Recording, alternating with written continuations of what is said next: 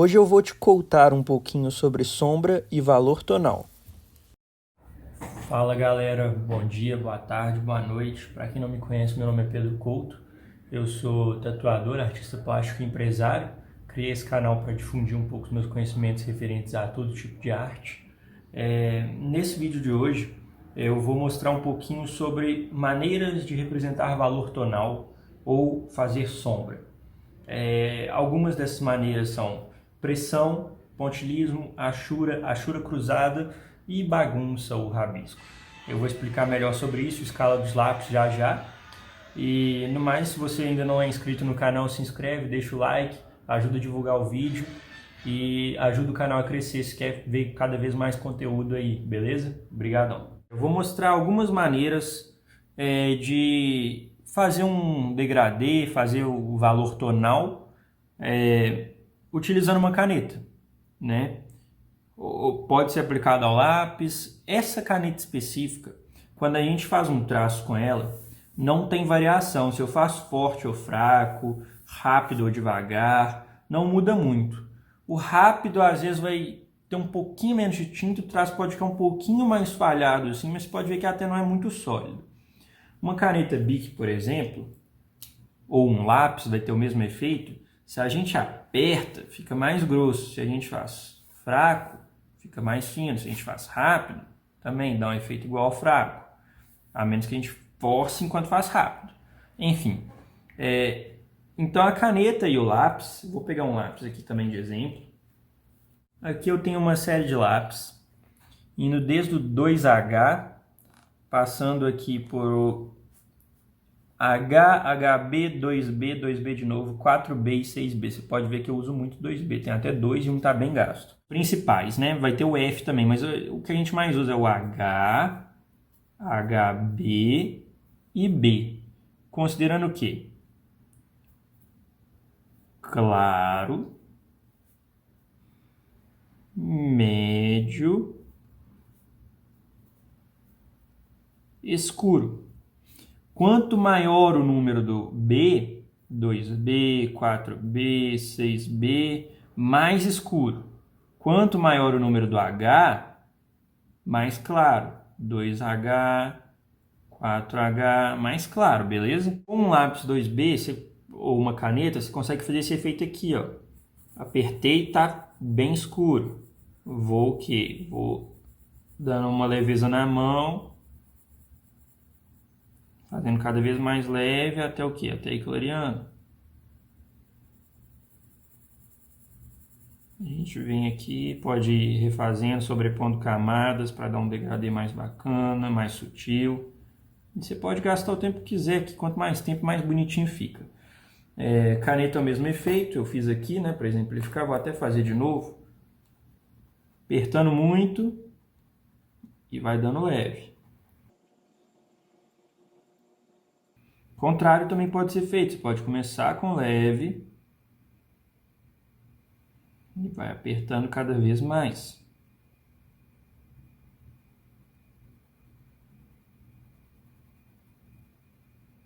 Você pode voltar arrumando um pouco. Beleza? Mesma coisa com lápis.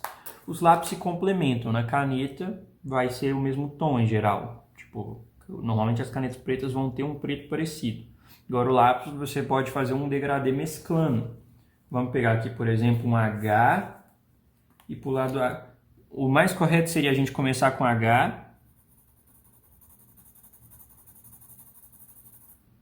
Fazer aqui uma base de H. Ó. Aí eu vou apertando mais o meu H à medida que vai para a esquerda. Ele não passa de um certo tom. Se eu quero mais escuro que isso, eu vou ter que pegar um lápis mais escuro. O normal seria pegar o HB, mas só para demonstração eu vou pular aqui para o 2B que já estava na minha mão. Vou começar aqui mesclando, né? Vou apertando mais.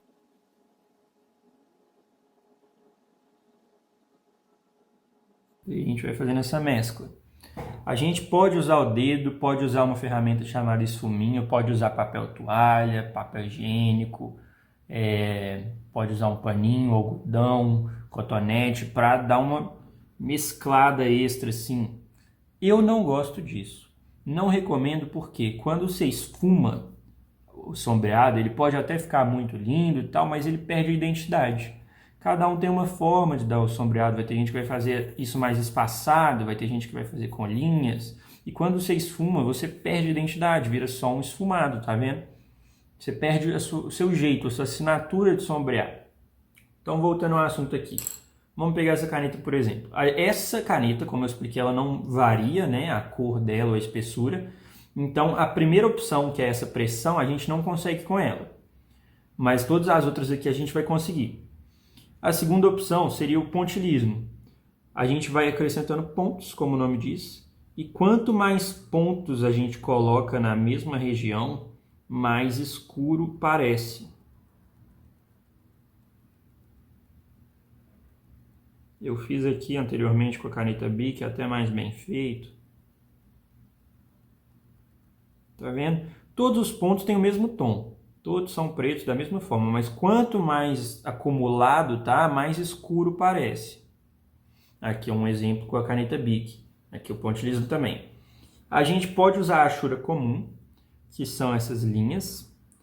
Geralmente é bom a gente fazer o contorno do objeto, né? O contorno do volume. Por exemplo, se você tem um círculo, uma esfera, vamos pegar aqui uma esfera avacalhada mesmo, né? Só para exemplificar. Eu não faria assim, porque assim você não favorece o volume. O ideal é a gente pensar no objeto 3D.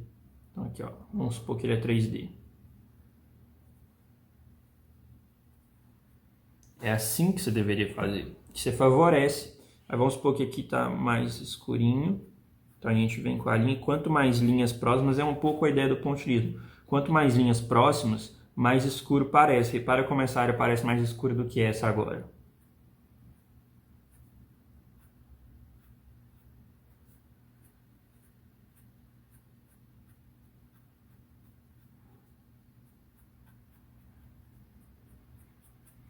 Então a gente já dá uma espécie de volume, no qual o meio está mais claro.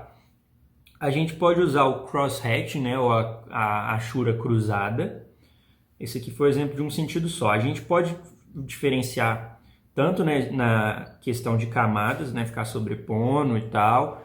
Linhas mais grossas também dão uma ideia de ser mais escuro do que uma linha mais fina, ou mais fina ainda, beleza? Então é como se a gente tivesse um tom escuro, médio e claro. A gente pode usar, então, sobrepondo camadas, diminuindo o espaço entre elas para dar um tom mais escuro, cada vez mais escuro, mais escuro. Ou a gente pode usar o distanciamento. A gente quer escuro aqui e à medida que vai para frente vai clareando. Tá vendo como isso aqui parece mais escuro? Mas é o mesmo preto. É uma ilusão de ótica, né? E tem a achura cruzada, né? O crosshatch, na qual a gente vai pegar aqui um sentido e vai começar a cruzar.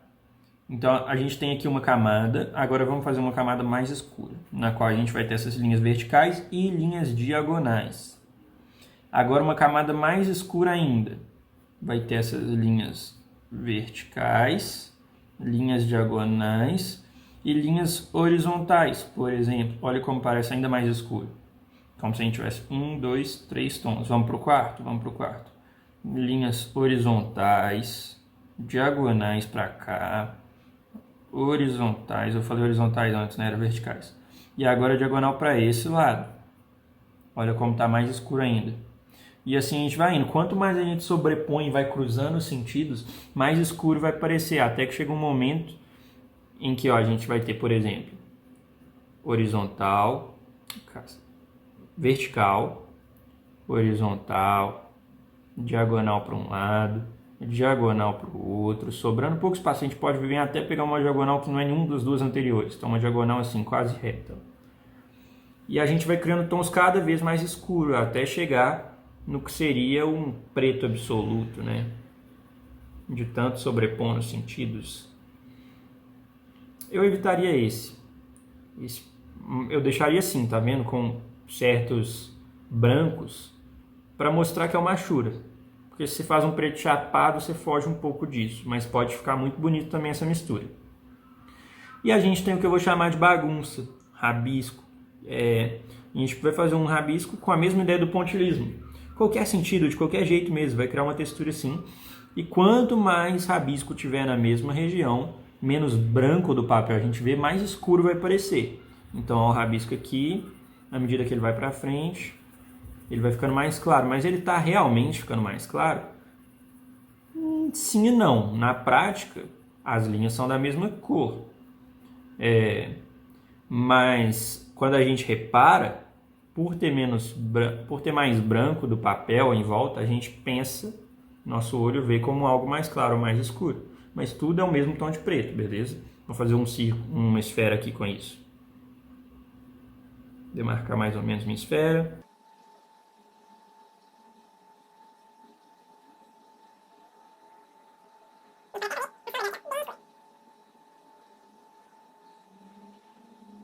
Então, esse aqui é o mais comum, principalmente quando se trata de lápis. Mas se você não consegue usar pressão, por exemplo, na caneta nanquim, você tem todas essas outras opções. Ah, mas eu uso lápis, eu consigo usar pressão. Nada te impede de fazer uma achura com lápis. Inclusive, pode ficar muito bonito. Ou fazer o bagunçado, né?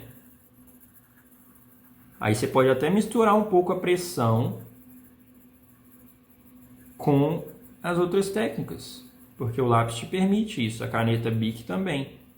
Você consegue apertar mais e dar uma ideia de que é mais escuro do que o resto. Tipo assim, já está tudo escuro, mas você consegue escurecer mais ainda apertando. Ou dar um leve aqui e deixar mais claro. Beleza? Então essa aqui foi a aulinha de hoje, na qual eu expliquei um pouquinho sobre métodos de valor tonal, de sombra. Sombra barra valor tonal.